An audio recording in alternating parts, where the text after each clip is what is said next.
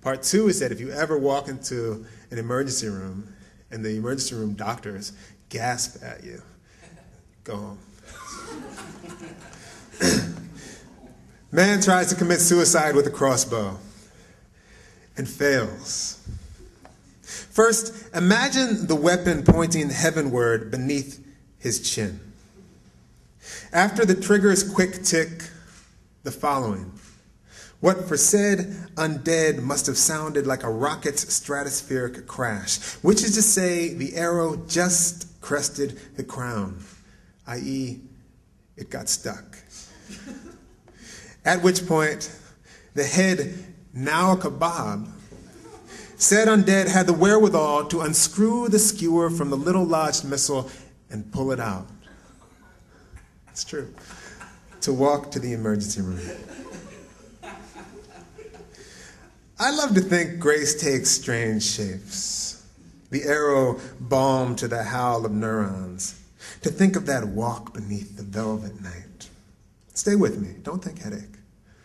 Think instead the star's ancient light warming his just budding horn.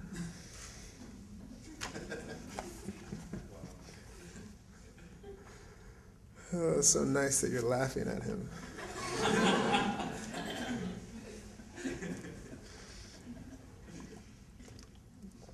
And this is a sonnet I like to read, an approximate sonnet. It's called Poem Beginning with a Line Overheard in the Gym. And you might tell your daughter. The ears. You just did. Okay. Be kind of amazing if she came out, like woke up and said this line one day. Well, you don't know the line yet, so I'm sorry. Matter of fact. All right, this is true, it's not my line, I just heard it in a gym, of all places. Poem beginning with a line overheard in the gym. And listen, it's perfect iambic pentameter, except there's one anapest, da-da-da. I drive 1,000 miles to suck the dick of the man who fucked her once.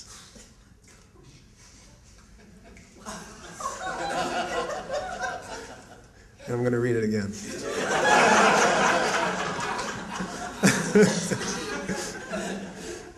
I end the line on dick to make it perfect iambic pentameter because I'm a formalist.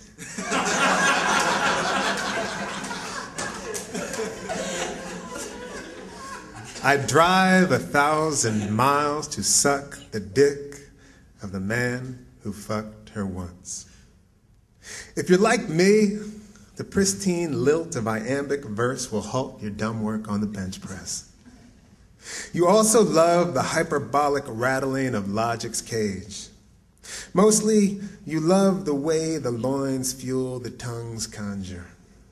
But what grand sadness dragged and misplaced desire? As though from another's memory of smoke we might glean some end of ache.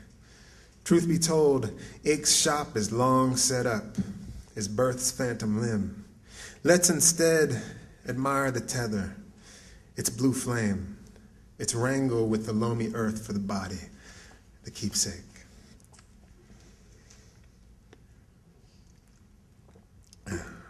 Those were sort of meathead guys who said that line too. It's sort of a meathead. Talking about sucking dick. This is called Song of the Pig Who Gave the Poet Age 3 Worms. And for those of you who haven't been on farms and haven't snuggled with pigs and piglets as a little kid, if you suck your thumb after being on the worm egg infested body of a piglet, you suck your thumb, the worm will grow in your body and it'll come out of your anus.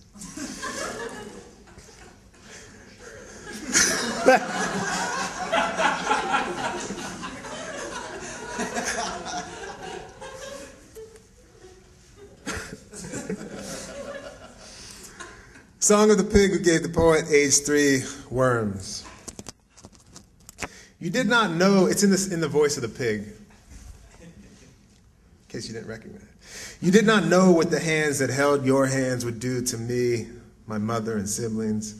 You couldn't imagine it. And so, instead of escaping your clutch and snuggle, I threw my tiny hooves in the air, gave you my belly.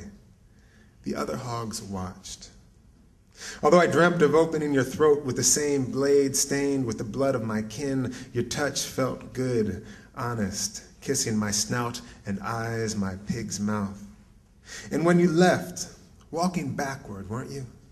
I knew I had marked you, your little mouth that kissed me, whispered in my ears, that spoke to no one about the mud and shit caked in my hooves, that screamed with joy at the sight of pigs, that loved the taste of bacon and ham and pork chops most of all.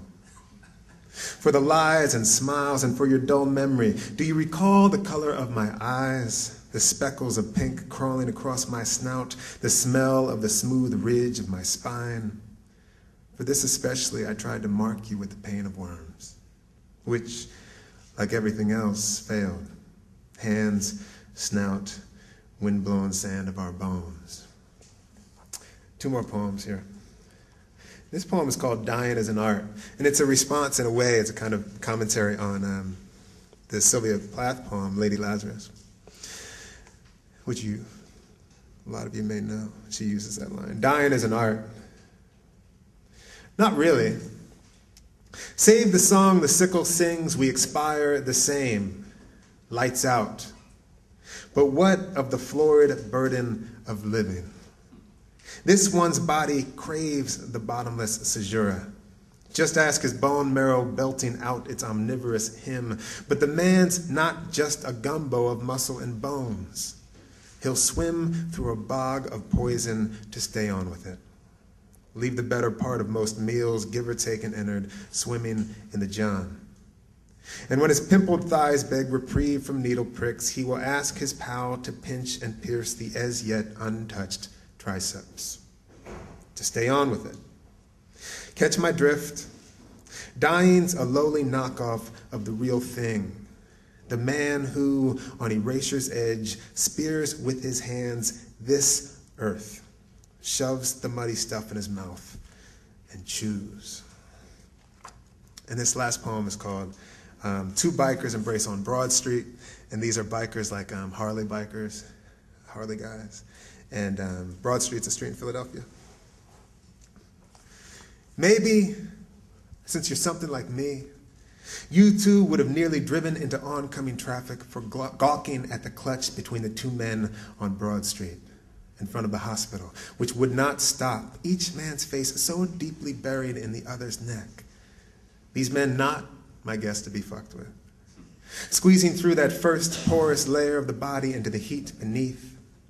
Maybe you too would have nearly driven over 3 pedestrians as your head swiveled to lock on their lock, their burly fingers squeezing the air from the angels on the backs of their denim jackets, which reminds you the 1,000,001 secrets exchanged in nearly the last clasp between your father and his brother.